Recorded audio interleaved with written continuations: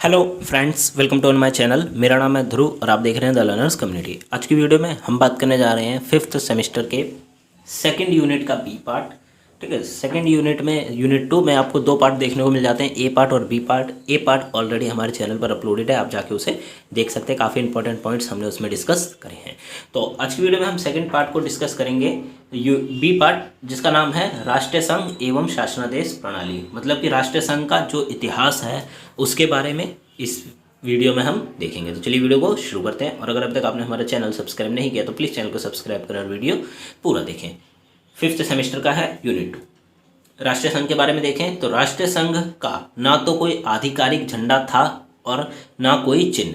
जब राष्ट्रीय संघ का निर्माण हुआ था, ठीक है, फर्स्ट वर्ल्ड वॉर के बाद, तो ना ही जब उसका निर्माण हुआ, निर्माण के समय ना ही उसका कोई आधिकारिक चिन्ह था और ना ही कोई उसका आधिकारिक झंडा था। ऐसा झंडा जिसको अंतर्राष्ट्रीय स्तर पर दिखाया जा सके, कोई भी ऐसा वस्तु उनके पास उपलब्ध नहीं थी। फिर एक आधिकारिक चिन्ह अपनाने के लिए प्रस्ताव 1920 में संघ की शुरुआत में लाया गया। एक प्रस्ताव लाया गया जिसमें एक आधिकारिक चिन्ह को अपनाने की बात कही गई थी, किंतु सदस्य राष्ट्र कभी सहमति पर नहीं पहुंच सके। तो उसके जितने भी सदस्य देश थे वो कभी भी इस सहमति पर नहीं पहुंच सके कि हमें एक आधिकारिक चिन्ह या फिर झंडा चाहिए। जरूरत पड़ने पर राष्ट्रसंघ के संगठनों ने विभिन्न झंडों और चिन्हों को अपने अभियान में प्रयोग किया। तो राष्ट्रीय संघ का जब निर्माण हुआ था उसके कई सारे अंग थे, ठीक है, और कई सारे संगठन उसके साथ जुड़े हुए थे। तो क्या होता था कि जब उनको अभियान में अपनी ज़रूरत पड़ती थी तो वो क्या करते थे, किसी और संगठन का झंडा एक प्रकार से यूज़ कर लेते थे। तो इस प्रकार की वो जो आप कह सकते हैं कि प्रक्रिया चल रही थी। 1929 में एक डिज़ाइन खोजने के लिए अंतर्राष्ट्रीय प्रतियोगिता आयोजित की गई, जो चिन्ह देने में फिर से असफल रही। एक अंतर्राष्ट्रीय स्तर पर एक आयोजन भी किया गया प्रतियोगिता का, जिसमें लोग चिन्ह बना बना के दिखाएंगे। ठीक है, तो ये भी जो आप कह सकते हैं कि ये वाला काम भी विफल रहा, एक चिन्ह नहीं मिल पाया। इस विफलता का एक कारण यह होगा कि राष्ट्रीय देश, जो भी देश उस राष्ट्रीय संघ के सदस्य थे, वे डरते थे कि इस अंतर्राष्ट्रीय संगठन की शक्ति कहीं उनकी अपनी शक्ति से अधिक ना हो जाए। तो देश डरते थे राष्ट्रीय संघ की शक्तियों से कि कहीं उसकी शक्तियां हमारी शक्तियों पर हावी ना हो जाएं या हमसे ज़्यादा ना हो जाएं। अंत में 1939 में एक आधिकारिक चिन्ह उभर कर आया, एक नीला पंचभुज के अंदर पंचकोणीय सितारा। ठीक है, तो एक नीले पंचभुज के अंदर एक पंचकोणीय सितारे का चिन्ह उभर कर सामने आया। जैसे कि आप देख सकते हैं, तो ये जो ऊपर का नीला पार्ट है ये पंचभुज है और ये अंदर का व्हाइट स्टार क्या है, एक 5 मुंह का सितारा है। तो इस प्रकार का चिन्ह उभर कर सामने आया। वे पृथ्वी के 5 महाद्वीप और 5 नस्लों के प्रतीक थे। नीचे अंग्रेजी में लिखा हुआ था लीग ऑफ नेशंस और फ्रांसीसी में लिखा हुआ था सोसाइटी देश नेशंस, ये लिखा हुआ था उसके नीचे।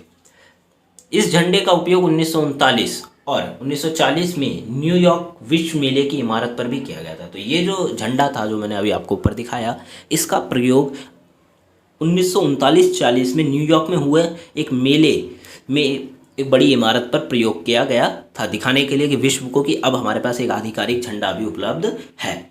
संघ के पास एक बहुत सक्रिय डाक विभाग है, मतलब था संघ के पास, राष्ट्रीय संघ के पास एक बहुत सक्रिय, बहुत ज़्यादा एक्टिव एक डाक विभाग था, क्योंकि उनको कई सारे जो डॉक्यूमेंट्स होते थे एक स्थान से दूसरे स्थान पर भेजने पड़ते थे।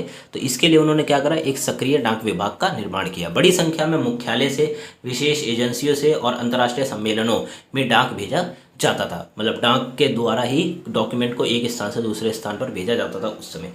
कई मामलों में विशेष लिफाफे और अधिमुद्रित डाक टिकट का भी उपयोग किया जाता था, कि अगर कोई, आप कह सकते हैं कि काफ़ी ज़्यादा कॉन्फिडेंशियल या फिर कोई बड़ी बात है, ठीक है, उससे रिलेटेड कोई डॉक्यूमेंट है, तो उसके ऊपर विशेष प्रकार के लिफाफे या फिर विशेष प्रकार का स्टैंप का यूज़ किया जाता था।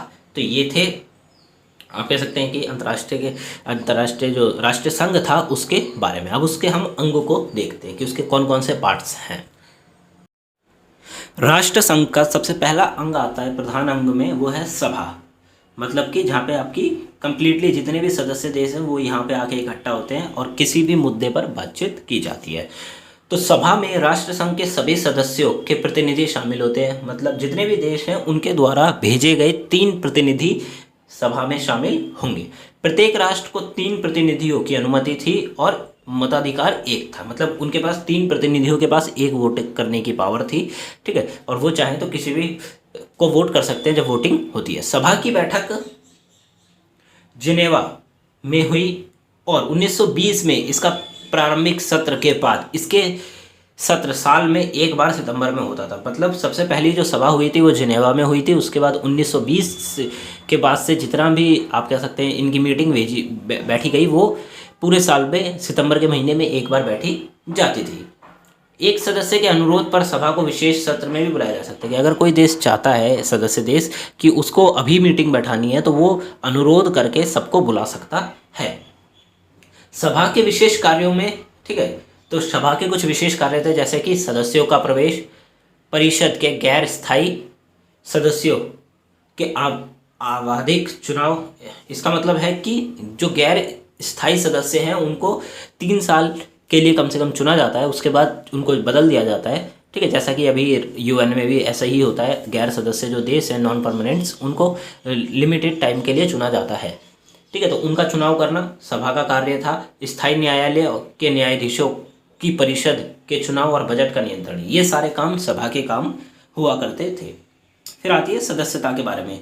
ये उसका एक हिस्सा नहीं है परंतु ये सदस्यता एक उसका पॉइंट भी है कि संघ में 2 प्रकार के आप कह सकते हैं सदस्य होते थे, मूल और गैर मूल सदस्य। मूल सदस्य वो होते हैं जो बिल्कुल शुरुआत में संघ के साथ जुड़े थे, और गैर मूल सदस्य वो हैं जिनको आप कह सकते हैं कि बाद में इनको अनुरोध करके बुलाया गया कि आप आइए और ज्वाइन करिए, या फिर इन्होंने खुद ज्वाइन करने के लिए अप्लाई किया। तो ये वो सदस्य जैसे अब देखें इनके बारे में। मूल सदस्य वे राज्य थे जिन्होंने शांति की संधि पर हस्ताक्षर किए थे। जब जो राष्ट्र संघ है इसका निर्माण हुआ था उस समय एक संधि हुई थी, शांति समझौता, उसके ऊपर जिन देशों ने हस्ताक्षर किए वो मूल सदस्य कहलाए, और जिन्हें वाचा की स्वीकार करने के लिए आमंत्रित किया गया था। और वास्तव में 20 मार्च 1920 से पहले ऐसा किया गया था। ठीक है, तो 20 मार्च 1920 से पहले जितने भी सदस्य जुड़े वो मूल सदस्य कहलाए। उसके बाद अन्य राज्यों के राष्ट्र संघ में प्रवेश के लिए प्रावधान किए गए थे, मतलब कि प्रावधान किए गए उनके संविधान में, तो उसके बाद नए नए देशों को उसमें जोड़ा गया है। अब आता है परिषद। ये एक दूसरा आप कह सकते हैं इंपॉर्टेंट पार्ट है।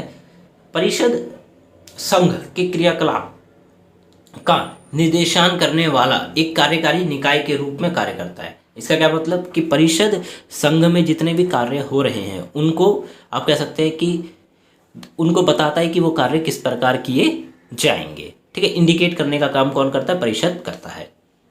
परिषद में 4 स्थायी सदस्य great Britain, France, Italy, Japan थे।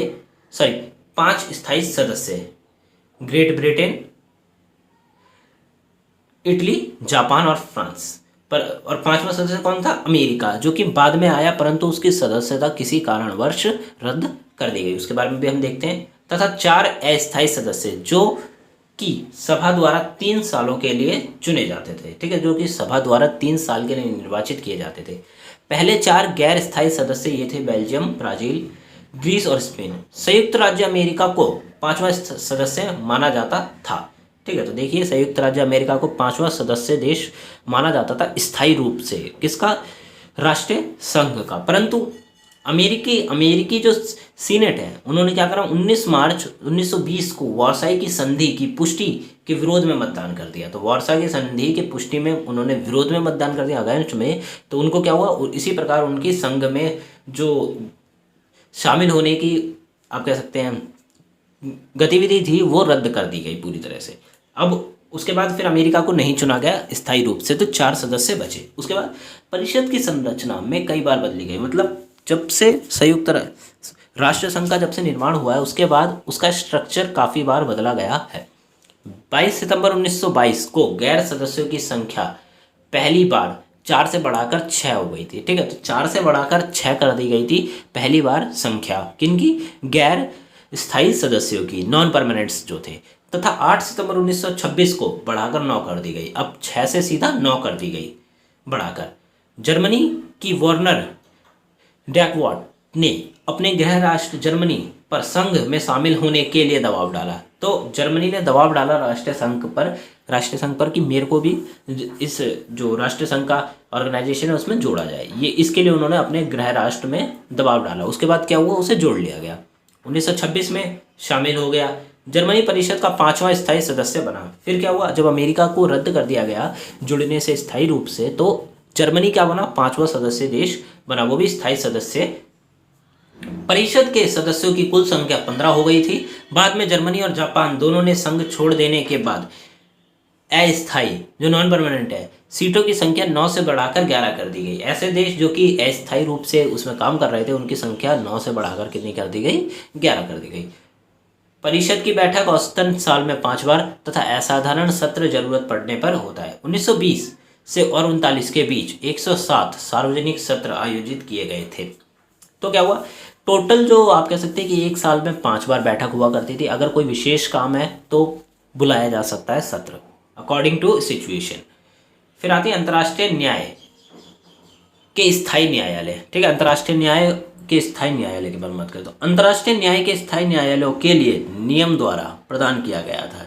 तो अंतर्राष्ट्रीय न्यायालय जो बनाया गया वो आप कह सकते हैं राष्ट्र संघ का जो संविधान था उसके अंतर्गत इसको नियम के द्वारा बनाया गया था, लेकिन इसके द्वारा स्थापित नहीं किया गया था। स्थापना नहीं की गई थी, परंतु उसके नियमों के द्वारा आप कह सकते हैं उसको चलाया जा रहा है और बनाया जाता है।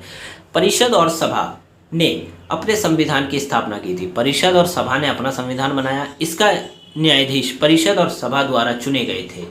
अब क्या हुआ कि अंतर्राष्ट्रीय न्यायालय जो है उसमें जितने भी न्यायाधीश जो जज बैठते थे वो किसके द्वारा चुने जाते थे, परिषद और सभा दोनों के द्वारा चुने जाते थे। और इसका बजट सभा द्वारा प्रस्तुत किया गया। न्यायालय की संरचना में 11 न्यायाधीश मतलब 11 जज और 4 उप न्यायाधीश को रखा गया। 9 साल के लिए निर्वाचित किया जाता था, मतलब 9 साल के लिए जज को चुना जाता था। ठीक है, संबंधित पक्षों द्वारा प्रस्तुत किए गए किसी भी अंतर्राष्ट्रीय विवाद को सुनना, फैसला करना न्यायालय उसमें सक्षम था। कि जितने भी राष्ट्रीय संघ के सदस्य देश थे, अगर उनसे रिलेटेड कोई मुद्दा है तो अंतर्राष्ट्रीय न्यायालय क्या कर सकता है, उस पर विचार विमर्श कर सकता है, अपना फैसला सुना सकता है। परिषद या सभा की ओर से भेजा गया कोई भी विवाद प्रश्न पर यह अपना परामर्श मत दे सकते हैं। मतलब सभा के द्वारा या फिर परिषद के द्वारा अगर कोई मुद्दा अंतर्राष्ट्रीय न्यायालयों में लाया गया है तो अंतर्राष्ट्रीय न्यायालय उस पर अपना विचार विमर्श कर सकता है, उस पर अपना मत दे सकता है। कोर्ट कुछ व्यापक परिस्थितियों में दुनिया के सभी देशों के लिए खुला था। मतलब कुछ ऐसे मुद्दे भी थे या फिर कुछ ऐसी स्थितियां थी जहां पे कोर्ट पूरे विश्व के लिए खुला था। जो देश सदस्य नहीं है वो भी आके यहाँ पे अपनी अपील कर सकते हैं। फिर आते हैं अन्य निकाय, मतलब और जो आप कह सकते हैं बाकी जो उसके सदस्य हैं, बाकी जो राष्ट्र संघ के हिस्से हैं, पार्ट्स हैं, वो राष्ट्र संघ अंतर्राष्ट्रीय न्याय के स्थायी न्यायालय और अंतर्राष्ट्रीय दबाव की समस्याओं से निपटने के लिए बनाई गई कई एजेंसियों तथा आयोग के कार्यों का पर्यवेक्षण करता है। मतलब कि अंतर्राष्ट्रीय स्तर पर जो भी दबाव बनता है, ठीक है, उसके लिए राष्ट्रीय संघ ने अलग अलग प्रकार की एजेंसियों का निर्माण कर रखा है ताकि राष्ट्रीय संघ पर पूरा दबाव ना पड़े। इनमें शामिल थे निशस्त्रीकरण आयोग, स्वास्थ्य संगठन, अंतर्राष्ट्रीय श्रम संगठन, जनादेश आयोग, अंतर्राष्ट्रीय बौद्धिक सहयोग का आयोग, यूनेस्को, स्थायी केंद्रीय अफीम बोर्ड, शरणार्थी आयोग और दस्ता आयोग। तो ये जो मैंने आपको नाम बताई ये सारे एजेंसी हैं जो कि अलग तौर पर काम करती हैं राष्ट्रीय संघ से, ठीक है, परंतु यह हिस्सा राष्ट्रीय संघ का ही है। इनमें से कई संस्थानों को सेकेंड वर्ल्ड वॉर, द्वितीय विश्व युद्ध के बाद संयुक्त राष्ट्र संघ, यूनाइटेड नेशन ऑफ ऑर्गेनाइजेशन को स्थानांतरित कर दिया गया। तो सेकेंड वर्ल्ड वॉर के बाद कई सारी ऐसी संस्थाएं और एजेंसियां थी जिनको क्या करा गया, यूनाइटेड नेशन ऑफ ऑर्गेनाइजेशन में तब्दील कर दिया गया। अंतर्राष्ट्रीय श्रम संगठन अंतर्राष्ट्रीय न्याय का स्थायी न्यायालय, अंतर्राष्ट्रीय न्यायालय के रूप में। स्वास्थ्य संगठन, ठीक है, स्वास्थ्य संगठन को भी जो United nation second world war के बाद उसमें दे दिया गया। सभा, सभी बने अंतर्राष्ट्रीय राष्ट्र के संस्थान, ठीक है। तो सिंपल सी बात है कि राष्ट्रीय संघ जो कि फर्स्ट वर्ल्ड वॉर के बाद बनाया गया था और यूनाइटेड नेशन ऑफ ऑर्गेनाइजेशन संयुक्त राष्ट्र संघ जो कि सेकेंड वर्ल्ड वॉर के बाद बनाया गया था। तो राष्ट्रीय संघ के कई सारे हिस्से सेकेंड वर्ल्ड वॉर के बाद यूएनओ को दे दिए गए। अब आता है इसके बारे में अगर हम डिटेल में पढ़े तो अंतर्राष्ट्रीय श्रम संगठन कुछ इस प्रकार है कि अंतर्राष्ट्रीय श्रम संगठन इंटरनेशनल लेबर ऑर्गेनाइजेशन का गठन 1919 में वार्साई की संधि के भाग 13 के आधार पर किया गया था। मतलब वार्सा की संधि जब हुई तो उसमें कई सारे भाग थे, उसमें भाग 13 के आधार पर अंतर्राष्ट्रीय श्रम संगठन का निर्माण किया गया। और यह संघ के संचालन का हिस्सा बन गया। ठीक है, तो ये क्या बन गया, संघ के संचालन, संघ को चलाने, जो राष्ट्रीय संघ है उसको चलाने का एक हिस्सा बन गया। ILO, ठीक है, अंतर्राष्ट्रीय श्रम संगठन में हालांकि वही सदस्य थे जो संघ में शामिल थे, मतलब इंटरनेशनल लेबर ऑर्गेनाइजेशन में भी वही लोग काम करते थे जो कि संघ में काम करते थे। और सभा के बजट नियंत्रण के अधीन यह अपने ही शासकीय निकाय, अपने स्वयं के आम सम्मेलन और अपने स्वयं के सचिवालय के साथ स्वायत्त संगठन था। मतलब कि इंटरनेशनल लेबर ऑर्गेनाइजेशन अपने आप में ही एक पूरा संगठन था। वो अपने सम्मेलन कराया करते थे, ठीक है, उनका अपना एक न्यायालय था और अपने उनके कई सारे थे, परंतु वो एक प्रकार से भाग राष्ट्रीय संघ का ही था, पर वो कार्य अपने दम पे अकेले करा करते थे। इसका संविधान संघ से अलग था। देखिए यहाँ पे संविधान भी अलग था संघ से। इसमें न केवल सरकारों को बल्कि कर्मचारियों एवं श्रमिक संगठनों के प्रतिनिधियों को प्रतिनिधित्व दिया गया। इसमें सरकारी कर्मचारियों को ही हिस्सा नहीं बनाया गया, परंतु जो कर्मचारी हैं, आप कह सकते हैं कि श्रमिक कर्मचारी हैं, उनको भी इसमें हिस्सा बनाया गया था। इसके पहले निर्देशक थे एल्बर्ट थॉमस थे। इंटरनेशनल लेबर ऑर्गेनाइजेशन ने पेंट में शीशा मिलाए जाने को सफलतापूर्वक प्रतिबंधित कर दिया और अनेक देशों में 8 घंटे का कार्य दिवस किया। मतलब कि पेंट में शीशा मिलाए जाने वाली जो गतिविधि थी उसको भी समाप्त करा और कई सारे देशों में सिर्फ 8 घंटे का वर्किंग आवर को कर दिया। इसमें बाल श्रम खत्म करना, कार्यस्थल पर महिलाओं के अधिकारों की वृद्धि करना, जहाज कर्मियों के कारण होने वाली दुर्घटना के लिए जहाज मालिक को जिम्मेदार ठहराना, ये सारे काम किए गए थे। संगठन 1946 में संयुक्त राष्ट्र संघ की एक एजेंसी बनकर संघ को समाप्त होने के बाद भी अस्तित्व में है। तो ये वाला जो संगठन है इंटरनेशनल लेबर ऑर्गेनाइजेशन, वो सेकेंड वर्ल्ड वॉर के बाद संयुक्त राष्ट्र संघ का एक हिस्सा बन गया और अभी भी काम कर रहा है। फिर आता है स्वास्थ्य संगठन। संघ के स्वास्थ्य संगठन के 3 निकाय थे, ठीक है। तो राष्ट्रीय संघ का जो स्वास्थ्य संगठन था उसके 3 पार्ट थे।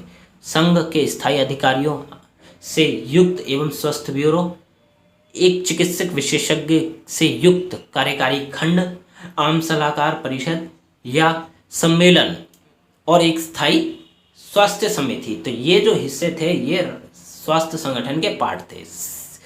समिति के उद्देश्य जांच आयोजित करना, संघ के स्वास्थ्य अधिकारियों के संचालन की निगरानी करना और परिषद में प्रस्तुत करने वाले काम तैयार करवाना। ये सारा काम किसका था? स्वास्थ्य संगठन का। एक प्रकार से आप कह सकते हैं कि उसमें जितने भी अधिकारी हैं उन सबकी आप स्वास्थ्य को देखना और अंतर्राष्ट्रीय स्तर पर स्वास्थ्य से रिलेटेड जितनी भी चीज़ें हैं वो इस संगठन के अंतर्गत आती है। जैसे कोई महामारी हो गया या फिर कोई भी आप कह सकते हैं कोई बीमारी हो गई जो कि अंतर्राष्ट्रीय स्तर पर बड़ी तेज़ी से फैल रही है, उसके ऊपर काम करने का काम किसका था? अंतर्राष्ट्रीय स्वास्थ्य संगठन का था। अब जैसे कि इस निकाय ने कुष्ठ रोग, मलेरिया, पीले बुखार, ठीक है, ये जो बीमारियां थी इनके ऊपर भी काम किया। को बाद वाले दिनों के लिए अंतर्राष्ट्रीय मच्छर उन्मूलन अभियान शुरू करके समाप्त करने पर ध्यान किया। अंतर्राष्ट्रीय मच्छर उन्मूलन की जो अभियान चलाया गया था, ठीक है, उससे क्या हुआ? अंतर्राष्ट्रीय स्तर पर ये जो बीमारी जैसे मलेरिया काफ़ी ज़्यादा बड़ी बीमारी थी उस समय, क्योंकि इसका इलाज नहीं था, तो इसको रोकने के लिए अंतर्राष्ट्रीय स्तर पर अभियान चलाए गए ताकि मच्छरों की संख्या कम हो सके, तो लोग काफ़ी ज़्यादा स्वस्थ रह सकें। इसके लिए उसने काम किया था। स्वास्थ्य संगठन ने सोवियत संघ सरकार के साथ भी सनिपात की महामारी को रोकने के लिए बीमारी के बारे में बड़ी शिक्षा अभियान आयोजित करके सफलतापूर्वक काम किया। तो स्वास्थ्य संगठन ने अंतर्राष्ट्रीय स्तर पर सोवियत संघ के साथ भी हाथ मिलाया, जो कि सेकेंड वर्ल्ड वॉर के बाद भी अस्तित्व में था, फर्स्ट वर्ल्ड वॉर के बाद अस्तित्व में था। तो क्या हुआ कि उसके साथ मिलकर उन्होंने अभियान चलाया और अंतर्राष्ट्रीय स्तर पर रशिया के हिस्से में और बाकी पूरे विश्व में भी जो बीमारी हैं, ठीक है, उसको समाप्त करने के लिए काम किया। फिर आती है राष्ट्रीय संघ की उपलब्धियां। ये भी काफ़ी इंपॉर्टेंट है, काफ़ी ज़्यादा इंपॉर्टेंट ये वाला पार्ट है क्योंकि इससे रिलेटेड पूछा जा सकता है। तो प्रथम विश्व युद्ध से द्वितीय विश्व युद्ध तक की अवधि के लिए राष्ट्रीय संघ जीवित रहा। तो फर्स्ट वर्ल्ड वॉर की लड़ाई के बाद और सेकेंड वर्ल्ड वॉर की लड़ाई होने तक क्या रहा? राष्ट्रीय संघ अस्तित्व में रहा। इस दौरान उन्होंने सराहनीय प्रयास किए, मतलब कई ऐसे काम किए जिनको पुरस्कारित किया जाना चाहिए। उदाहरण के लिए उन्होंने कई ऐसे काम करे जिनको हम देखते हैं। यह उस महत्वपूर्ण क्षण में अल्लड़ और अपार सिलसिलाए के विवादों को हल करने में सफल रहा जब सभी प्रयास विफल रहे। इसने 1921 में अल्बानिया को विफलता विलुप्त होने से बताया। तो राष्ट्र संघ ने अंतर्राष्ट्रीय स्तर पर अल्बानिया जो था उसको विलुप्त मतलब ख़त्म होने से बचाया था। 1923 में इसने इटली और ग्रीस के बीच विवाद को सुलझाया। इसके बाद उसने भारी जिम्मेदारी उठाई कि ग्रीस में एशियाई माइनर शरणार्थी को पुनर्वास करवाया। मतलब कि ग्रीस के जो माइनर मतलब कम संख्या में जो शरणार्थी थे, ठीक है, जो मिग्रेशन होके एक देश से दूसरे देश जा रहे थे, उनको पुनर्वास मतलब दोबारा से उनके क्षेत्र पर पहुंचाया। इसने ऑस्ट्रेलिया और हंगरी की अर्थव्यवस्था का निर्माण करने में बहुत मदद की। 1925 में लीग ऑफ नेशंस के प्रयास ने बुल्गारिया और ग्रीस के बीच क्षेत्रीय विवाद को भी सुलझाया। तो अंतर्राष्ट्रीय स्तर पर कई ऐसे काम करे हैं जो कि बाकी देश मिलकर नहीं कर पा रहे थे, जैसे कि बुल्गारिया और ग्रीस के बीच में जो क्षेत्रीय विवाद, जमीन से रिलेटेड जो विवाद था, उसको भी समाप्त करवाया और ऑस्ट्रिया और हंगरी की जो अर्थव्यवस्था उसको भी ठीक करवाया। बुल्गारिया की सरकार को ग्रीक मोर्चे से अपने सैनिकों को वापस लाने का आदेश दिया गया और बुल्गारिया को नुकसान की भरपाई भी करनी पड़ी। तो बुल्गारिया की जो सरकार थी उसका आप कह सकते हैं सैनिकों को ग्रीक के मोर्चे से वापसी बुलाया गया और बाद में बुल्गारिया को भी इसकी पेमेंट करनी पड़ी, क्योंकि जो नुकसान हुआ था उसकी पेमेंट बुल्गारिया को करनी पड़ी। अंतर्राष्ट्रीय न्याय के स्थायी न्यायालयों में 27 विवादों का समाधान किया गया था और 27 पर अपनी कानूनी राय व्यक्त की थी। स्थायी न्यायालय की निष्पक्षता विधानसभा के सदस्यों के बीच इतनी प्रसिद्ध थी कि उन्होंने सर्वसम्मति में इसके निर्णय पर कोई भी आप कह सकते हैं निर्णयों को स्वीकार करा। मतलब अंतर्राष्ट्रीय स्तर पर न्यायालय की इतनी मान्यता थी कि वो अगर किसी मुद्दे पर अपना विचार प्रस्तुत करते थे तो जितने भी बाकी सदस्य देश थे वो सिंपली उसको मान लेते थे, उस निर्णय को, कोई भी वाद विवाद नहीं हुआ करता था। ठीक है, तो इतनी ज़्यादा निष्पक्ष थी। राष्ट्रसंघ का उद्देश्य लोगों के सामान्य कल्याण को बढ़ावा देना और इस उद्देश्य के लिए उसने अथक प्रयास भी किए। तो अंतर्राष्ट्रीय स्तर पर महिलाओं की बिक्री को रोकना और शरणार्थी बच्चों की सुरक्षा के लिए प्रावधान भी किए गए थे। फिर आता है लोकर्नो की संधि की मदद से राष्ट्रसंघ ने अंतर्राष्ट्रीय कानून के खिलाफ युद्ध की घोषणा कर दी थी। राष्ट्रसंघ द्वारा हथियारों की दौड़ को रोकने के लिए सम्मेलन बुलाए गए, लेकिन वे सफल साबित नहीं हो सके। कुल मिलाकर राष्ट्रसंघ की उपलब्धियां प्रशंसनीय थी। राष्ट्रसंघ की विफलता के लिए उत्तरदायी कारण, ठीक है, तो राष्ट्रसंघ किन कारणों से विफल रहा? तो शक्तिशाली देशों द्वारा किए गए आक्रमण। राष्ट्रसंघ का उद्देश्य युद्ध को रोकना था। यह अपने उद्देश्यों को प्राप्त करने में सफल रहा, इसीलिए छोटे राष्ट्र के बीच विवाद थे। तो युद्धों को रोकना उसका इंपॉर्टेंट काम था कि कोई भी ऐसा युद्ध ना हो जो ऐसे कि फर्स्ट वर्ल्ड वॉर हुआ। तो क्या हुआ कि फर्स्ट वर्ल्ड वॉर होने के बाद इसको बनाया गया था ताकि युद्धों को रोका जा सके। तो उसने युद्ध को तो रोका, तो इसीलिए छोटे राष्ट्रों के बीच में विवाद थे छोटे मोटे, लेकिन जैसे ही बड़े देश युद्ध में शामिल हुए राष्ट्रसंघ अपने जो आप कह सकते हैं उनका जो उद्देश्य था वो सफल नहीं हो सका। जापान पहला राष्ट्र था जिसने राष्ट्रसंघ की अवज्ञा करी। 1931 में उसने मंचूरिया पर आक्रमण किया। उसके बाद इटली के तानाशाही मुसोलिनी ने जापान के नक्शे कदम पर चलते हुए 1935 में इथोपिया पर आक्रमण किया। तो देख सकते हैं कि सबसे पहला देश था जापान जिसने जो राष्ट्रीय संघ है उसकी अवज्ञा करी। उसने पहले मंचूरिया पर आक्रमण करा और उसके बाद उसी के साथी देश आप कह सकते हैं कि इटली की तानाशाही मुसोलिनी ने क्या करा, जापान के नक्शे कदम पर चलते हुए सीधा इथोपिया पर आक्रमण कर दिया। जर्मनी के चांसलर हिटलर ने भी ऐसा ही किया। 1933 में उन्होंने राष्ट्रीय संघ की सदस्यता छोड़ दी और वार्सा संधि और लोकर्नो के खिलाफ काम किया।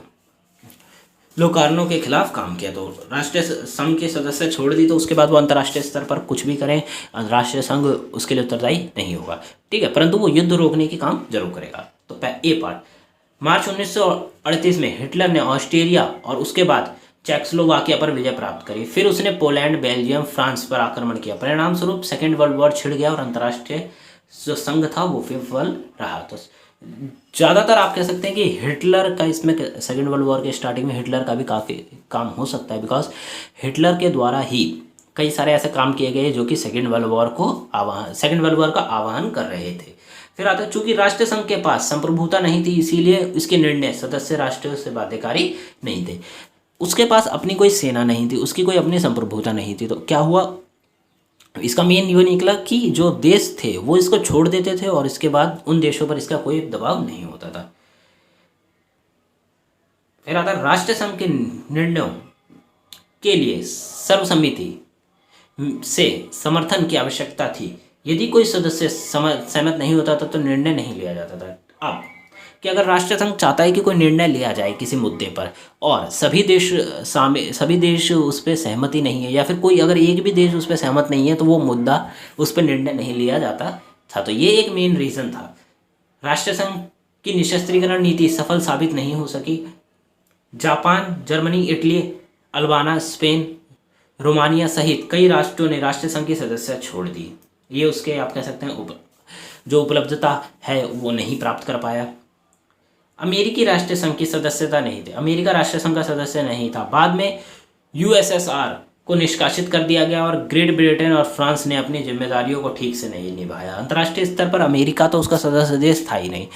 यूएसएसआर जो कि सोवियत संघ था उसे निकाल दिया, निष्कासित कर दिया गया, और बचे कौन थे? ब्रिटेन और फ्रांस। वो अपनी जिम्मेदारी ठीक से नहीं निभा पाए।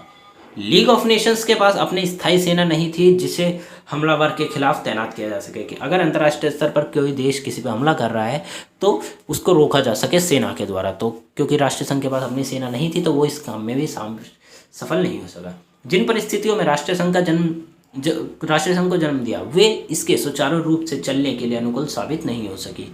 लीग वी का दायरा वार्सा संधि 1919 द्वारा सीमित था क्योंकि यह उस संधि का 14वां खंड था। इसीलिए राष्ट्रसंघ को संधि के साथ सहमति से कार्य करने की भारी जिम्मेदारी उठानी पड़ी।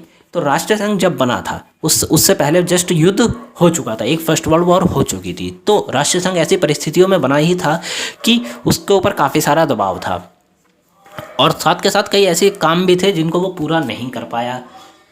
और राष्ट्रसंघ के कार्य खंड में लिखे हुए थे ऑलरेडी, तो उसको उसके अकॉर्डिंग काम करना था। इसीलिए उसके ऊपर काफ़ी ज़्यादा जिम्मेदारियां थी, तो वो अपना काम अपने हिसाब से नहीं कर पाया। 1919 में जब हिटलर ने संधि की भावना के विरुद्ध कार्य करना जारी रखा तो राष्ट्रसंघ के पास उसे ऐसा रोकने के लिए कोई बाध्य बल नहीं था। तब 1919 की संधि का त्याग दिया गया तो द्वितीय विश्व युद्ध छिड़ गया और अंतर्राष्ट्रीय संघ का अंत हो गया। ठीक है, राष्ट्रीय संघ का अंत हो गया। तो आप कह सकते हैं कि मेनली सेकेंड वर्ल्ड वॉर के स्टार्टिंग का जो कुछ कारण हैं वो हिटलर भी एक इंपॉर्टेंट पॉइंट्स में से एक आता है, बिकॉज हिटलर ने भी कई सारे ऐसे काम किए जिससे सेकेंड वर्ल्ड वॉर स्टार्ट हो गई। ठीक है, तो ये था राष्ट्रीय संघ का पूरा ब्यूरो। इसमें हमने पूरे राष्ट्रीय संघ के बारे में बात करी है। अगर आपको कोई पॉइंट समझ नहीं आया तो आप हमसे कमेंट बॉक्स में पूछ सकते हैं, अदरवाइज आप वीडियो को फिर से देख सकते हैं, हमने पॉइंट्स एक्सप्लेन किए हैं। साथ में अगर आपको लगता है कोई पॉइंट छूट गया है तो आप कमेंट करके हमें ज़रूर बताएं, उस पॉइंट पे हम सेपरेट वीडियो बना देंगे। और आपको वीडियो कैसी लगी आप हमें ज़रूर बताएं। वीडियो अच्छी लगी तो प्लीज़ वीडियो को लाइक करें, चैनल को सब्सक्राइब करें, जितना हो सके वीडियो को ग्रुप्स में शेयर करें, बिकॉज काफ़ी ज़्यादा इंपॉर्टेंट है आपके एग्जाम्स के अकॉर्डिंग। इस यूनिट से भी आपसे पूछा जा सकता है उपलब्धियाँ, ठीक है, उपलब्धि और अनुपलब्धि जो भी है वो आपसे पूछा जा सकता है। तो आप इस वीडियो को जितना हो सके उतना शेयर करें। डिस्क्रिप्शन में हमारे टेलीग्राम के 2 लिंक्स दिए गए हैं, हमारे ब्लॉग चैनल का एक लिंक दिया गया है और साथ में ब्लॉग वेबसाइट का एक लिंक दिया गया है और साथ में इंस्टाग्राम का एक लिंक दिया गया है। आप चाहें तो हमें इंस्टाग्राम पर ज्वाइन कर सकते हैं और वहाँ से आप हमसे कोई भी डाउट पूछ सकते हैं। तो मिलते हैं अगली वीडियो में। Thanks for visiting on my channel guys.